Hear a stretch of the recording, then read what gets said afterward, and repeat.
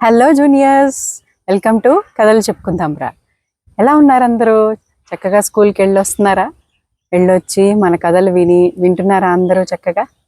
సరే, తప్పకుండా వినండి. ఇంకా మీ ముందుకి మంచి మంచి కథలతోటి వస్తాను.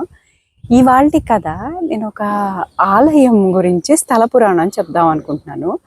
అదేం ఆలయమో లాస్ట్కి చెప్తాను. ఈలోపు మీరు గెస్ చేస్తే చేయండి, ఓకేనా? సో ఇవాల్టి కథ పేరు ఆలయం, ఓకేనా? అదేం ఆలయమో లాస్ట్కి చెప్పుకుందాం. సరే, కథలోకి వెళ్ళిపోతే మనందరికీ శ్రీకృష్ణుడు తెలుసు కదండి. సో శ్రీకృష్ణుడికి ఒక అందమైన కొడుకు ఉండేవాడు అనమాట. అతని పేరు సాంబుడు.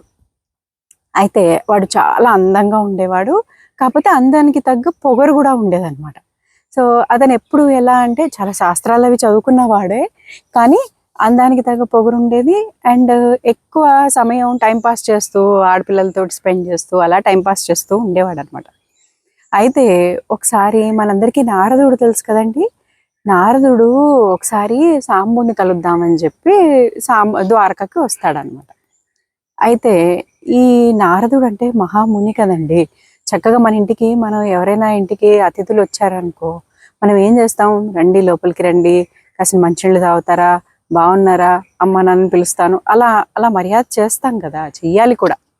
సో అలా ఒకసారి సాంబుని చూద్దామని నారదుడు వస్తే అలా మర్యాద చెయ్యకపోగా అతడు చాలా బిజీగా వాళ్ళ ఫ్రెండ్స్ తోటి అక్కడ చుట్టుపక్కల అమ్మాయిలతోటి అందరితోటి స్పెండ్ చేస్తూ బిజీగా ఉండిపోయి నారదుడిని పట్టించుకోడు అనమాట.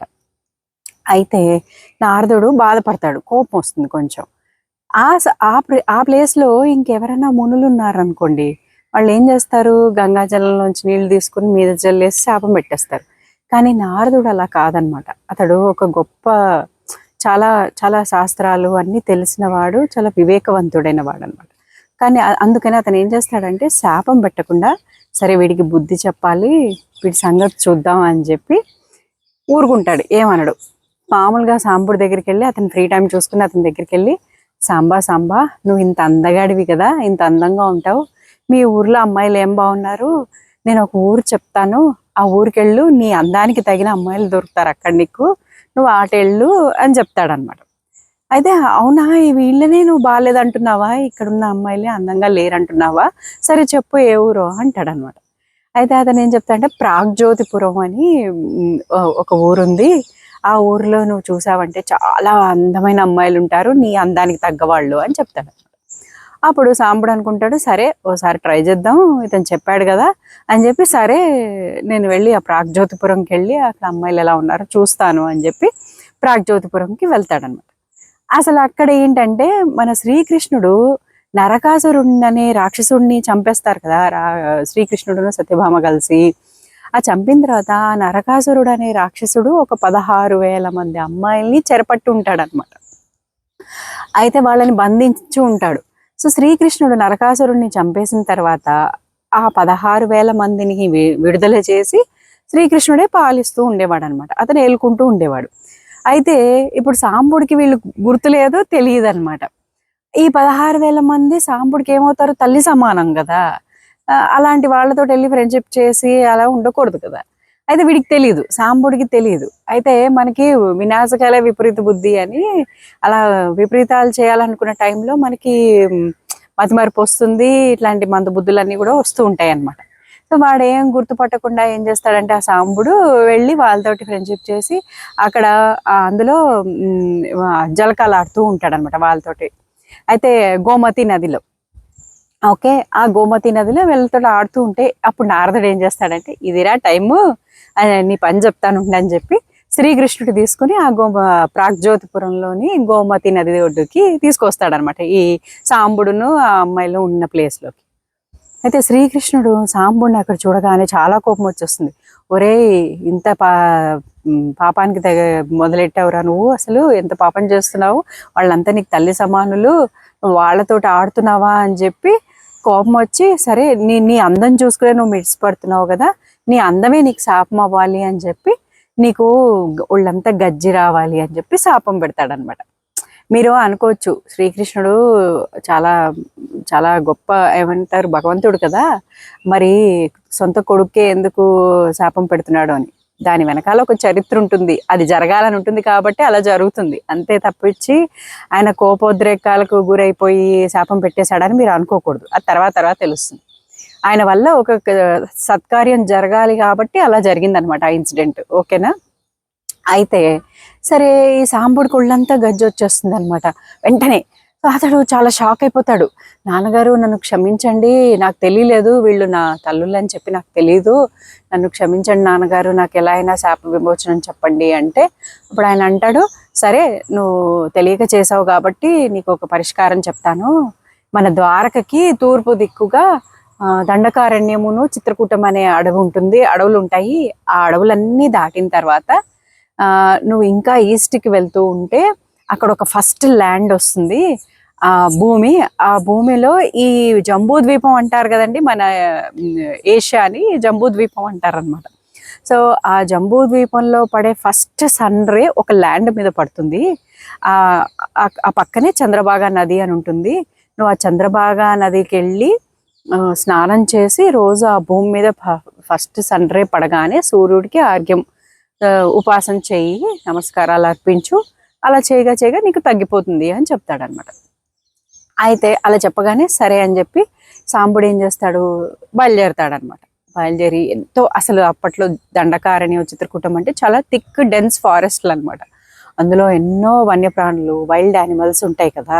సో వాటన్నిటినీ దాటుకుని ఎలాగైనా సరే నేను తగ్గించుకోవాలి అని చెప్పి అవన్నీ దాటుకుంటూ అక్కడికి వెళ్తాడనమాట. ఆ సూర్యరశ్మి పడే ఫస్ట్ రే పడే ల్యాండ్ మీదకి వెళ్ళి అక్కడ చంద్రభాగా నదిని చూస్తాడనమాట. చూసి మీకు ఈ హింట్స్ తోటి అదేం టెంపుల్ గురించి మాట్లాడుతున్నానో మీకు ఐడియా వచ్చి ఉంటుంది, బట్ కీప్ గెస్సింగ్. అయితే ఆ చంద్రభాగా నది దగ్గరికి వెళ్ళి స్నానం చేసి అతను ఏమనుకుంటాడంటే రోజు పొద్దున సాయంత్రం అందులో స్నానం చేసి సూర్యుడికి అక్కడ ఫస్ట్ సన్ రే రాగానే సూర్యోపాసన చేస్తూ అర్ఘ్యపాద్యాలన్నీ అర్పించి సూర్య నమస్కారాలు చేసుకుంటూ అలా పూజ చేసుకుంటూ ఉంటాడనమాట సూర్యుడికి. అలా 1 కాదు 2 కాదు రోజులు, 1 సంవత్సరం కాదు 7 సంవత్సరాలు చేస్తాడనమాట.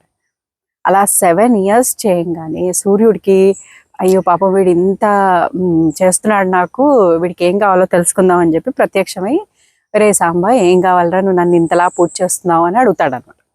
అప్పుడు సాంబుడు అంటాడు, స్వామి ఇట్లా నాకు ఇలా జరిగింది, ఇలా శాప విమోచనం కావాలి, మా నాన్నగారు ఇలా పరిష్కారం చెప్పారు అంటే, అయ్యో అలాగా, తప్పకుండా రేపు నువ్వు ఇదే టైంకి స్నానం చేస్తావు కదా, అప్పుడు నీకు వస్తువు దొరుకుతుంది, ఆ వస్తువు నేను తాకగానే నీ ఒంటి మీద ఉన్న గజ్జంతా పోతుంది అని చెప్తాడనమాట శ్రీకృష్ణుడు, సూర్య భగవానుడు. అయితే సరే స్వామి అని చెప్పి అని మాయమైపోతాడు. అయితే అతను నెక్స్ట్ డే వచ్చి మర్నాడు వచ్చి అలాగే మళ్ళీ ఆ చంద్రభాగా నదిలో స్నానం చేసి అర్ఘ్యం ఇస్తుండగా అతనికి ఒక నల్ల రాయి దొరుకుతుంది అన్నమాట. అది దాన్ని ఇలా చేత్తో పట్టుకోగానే అతనికి ఒంటి మీద ఉన్న గజ్జంతా పోతుంది. అప్పుడు సాంబుడు అతను చూసుకుని చాలా సంతోషపడిపోయి, అబ్బా ఇదే సూర్య భగవానుడు అయి ఉంటాడు, అందుకే నాకు శాప విమోచనం కలిగింది అని చెప్పి దాన్ని ఒక సూర్య భగవానుడిలాగా భావించి అక్కడ ఒక గుడి కడతాడనమాట. ఆ చంద్రభాగా నది ఒడ్డునే ఒక గుడి కట్టి, ఇది వరకు ఏంటంటే అక్కడ వింధ్యా పర్వతాలు ఉండేవి అటు సైడ్. ఆ వింధ్యా పర్వతాలకి యువతల సైడ్ ఉన్న వాళ్ళకి ఈ సూర్యోపాసన తెలియదు అనమాట, వాళ్ళు చేసేవాళ్ళు కాదు. ఆ వింధ్యా పర్వతాలకి అవతల సైడ్ ఉండే వాళ్ళే చేసేవాళ్ళు అనమాట. అక్కడ ఒక ఐరావతి నది అని ఉండేది. ఆ ఐరావతి నది ఒడ్డున ఉండేవాళ్ళు మాత్రమే చేసేవాళ్ళు. ఐరావతి నది, ఐరావతీయులు, అది కాస్త ఇప్పుడు పోను ఇరాన్, మన ప్రస్తుతం ఇరాన్ అయిపోయింది, ఇరానియన్స్ అంటాం మనం వాళ్ళని. ఇది వరకు ఐరావతి నది తీరాన్ ఉండేవాళ్ళు కాబట్టి ఐరావతి నదీయులు అనేవాళ్ళు అనమాట, ఐరావతీయులు అనేవాళ్ళు. సో వాళ్ళు ఈ సూర్యోపాసన చేసేవాళ్ళు, బాగా సూర్యుడికి బాగా సూర్యభగవానుడికి పూజ చేసేవాళ్ళు అనమాట. సో అక్కడి నుంచి కొంతమందిని బ్రాహ్మణులను తెప్పించి ఆ పూజలని రోజు జరిగేటట్టుగా ఆ నల్లరాతినే సూర్యభగవానుడిలాగా పెట్టి ఒక చిన్న గుడి కట్టి రోజు ఆయనకు ఉపాసన జరిగేటట్టుగా వాళ్ళని తెప్పించి అక్కడ ఒక గుడి ఏర్పాటు చేసి ఆయన ద్వారకకి వెళ్ళిపోతాడు అనమాట సాంబుడు. అది స్టోరీ. సో ఈ కథని 12th century కింగ్ అయిన గంగా డైనాసిటీకి చెందిన రాజు అయిన నరసింహదేవుడు అనే ఒక రాజుకి వాళ్ళ తల్లి కస్తూరీదేవి చెప్తుందనమాట, ఒరే నాన్న, ఇలా మీ నాన్నగారు అదే ప్లేస్లో పూరి జగన్నాథుడి గుడి ఉండేది, ఆ గుడిని మీ నాన్నగారు కట్టించారు, ఈ ఇప్పుడు ఆ గుడి నేను చెప్పిన ఇప్పుడు ఏ గుడి గురించి అయితే చెప్పానో ఆ గుడి మీ నాన్నగారు కట్టించిన గుడి కంటే చాలా పాతది, ఇంకా పాతది, చాలా ప్రాశస్తమైనది. సో నువ్వు మీ నాన్నగారు కట్టిన గుడి కంటే చాలా పెద్ద గుడి కట్టాలి, సో అంతకంటే పెద్ద పేరు ప్రతిష్టలు సంపాదించాలి, మన భారతదేశానికే కీర్తి ప్రతిష్టలు తెచ్చిపెట్టాలి ఆ గుడి ద్వారా అని చెప్పి చెప్తుందన్నమాట. సో ఆ తర్వాత ఆ గుడినే పెద్దగా చేసి, మీకు తెలిసే ఉంటుంది, ఇప్పుడు గెస్ట్ చేసేసి ఉంటారు, కోణార్క్ గుడి అన్నమాట. సో ఆయన దాన్ని పెద్దగా కట్టి ఒక ఆ గుడి ఎంత బాగుంటుందంటే ద సన్ గాడ్కి ట్రిబ్యూట్ లాగా అన్నమాట. ఒక పెద్ద చారియట్ ఉంటుంది, ఆ చారియట్కి 7 హార్సెస్ ఉంటాయి, 7 గుర్రాలు. అంటే ఒక్కొక్క గుర్రము ఒక్కొక్క వారంలో ఒక రోజుకి గుర్తులుగా అన్నమాట. తర్వాత ఆ చక్రాలేమో ఆ చక్రాలు రోజులు గంటలు గుర్తుగా అన్నమాట. అలా కట్టిస్తారు. చాలా గొప్ప. ఇప్పుడు కోనార్క్ టెంపుల్ అనేది చాలా పెద్ద టెంపుల్ అయిపోతుంది అనమాట. సో ఇప్పుడు పూరిలో, మన ఒరిస్సాలో 2 పుణ్యక్షేత్రాలు ఏంటంటే జగన్నాథుడి టెంపుల్ ఒకటి, కోనార్క్ టెంపుల్ ఒకటి. సో అలా కట్టిస్తాడనమాట. సో ఇది ఆ టెంపుల్ యొక్క స్థల పురాణం. సో ఈ కథ ద్వారా నేను ఎందుకు చెప్పదలుచుకున్నా అంటే, ఇందులో నీతి మీకు చెప్పాలనుకుంటున్నాను, టెంపుల్ని ప్రమోట్ చేయడానికి కాదు. ఇందులో నీతి ఏంటంటే 2 విషయాలు మనం తెలుసుకోవాలి. ఒకటి ఏంటంటే, ఎలాంటి పరిస్థితుల్లో కూడా మనము అధైర్యపడకూడదు. అంటే you should not give up అనమాట, నెవర్ గివ్ అప్. ఇప్పుడు సాంబుడు ఉన్నాడు, అతనికి ఒళ్ళ అంత అందగాడు, అన్నీ ఉన్నవాడు, ఒంటికి గజ్జి వచ్చింది, అయినా సరే అతను పరిస్థితులకి తల వంచలేదు. ఎలా అయినా సరే దాన్ని పరిష్కరించుకోవాలి అని కష్టపడైనా సరే అనుకున్నాడు. ఇవాళ రేపు పిల్లలు ఏంటంటే చిన్న చిన్న వాటికి డిప్రెషన్ అంటున్నారు. అసలు డిప్రెషన్ అనే వర్డే మన డిక్షనరీలో ఉండకూడదు. ఎలాంటి పరిస్థితుల్లో అయినా మనం బయటకు వచ్చి బతకాలి. Should live and let live. అది ఒక ఇంపార్టెంట్ నీతి అనమాట ఇందులో. సెకండ్ది ఏంటంటే, ఎలాంటి సిచ్యువేషన్లో అయినా పట్టుదలతోటి ముందుకు సాగాలి. మనం ఫెయిల్ అవుతున్నా సరే ప్రయత్నిస్తూ ఉండాలి. దాన్ని పర్సెవరెన్స్ అంటారు. సో పట్టుదలతోటి మనం ప్రయత్నిస్తూనే ఉండాలన్నమాట. ఆ పట్టుదల, ఇప్పుడు భగవద్గీతలో శ్రీకృష్ణుడు కూడా చెప్పేది అదే కదండి. ఇప్పుడు నువ్వు ఫలితం గురించి ఆశించకు, ప్రయత్నిస్తూ ఉండు, నీ కర్మను చేసుకుంటూ వెళ్ళిపో అని చెప్తాడు కదా. సో ఇదొక నీతి. మనం ఏంటంటే ఒకసారి ఫెయిల్ అయ్యాం, 2 సార్లు ఫెయిల్ అయ్యాం అని చెప్పి బాధపడకూడదు. ఎప్పుడు ప్రయత్నం ఆపకూడదు, చేస్తూనే ఉండాలి. ఇప్పుడు ఇవాళ రేపు మీరు సక్సెస్ఫుల్ సైంటిస్టులని కానీ, డైరెక్టర్స్ని కానీ, ఆర్టిస్టులని కానీ ఎవరిని తీసుకున్నా అండి, వాళ్ళకి సక్సెస్ అనేది అలా వడ్డించిన విస్తరులు కాదు. ఎంతో ప్రయత్నించి వాళ్ళు తెచ్చుకుని, ఎన్నోసార్లు విఫలమై ఫెయిల్ అయ్యి తెచ్చుకున్న సక్సెస్ అది. కాబట్టే సబర్ కా ఫల్ మీఠా రెహతా హై అంటారు కదా. మనం ఎంతో కష్టపడి తెచ్చుకున్న సక్సెసే మనకి చాలా మధురంగా ఉంటుందన్నమాట. సో ఎట్టి పరిస్థితుల్లో కూడా మనం అధైర్యపడకూడదు, మన ప్రయత్నాన్ని ఆపకూడదు.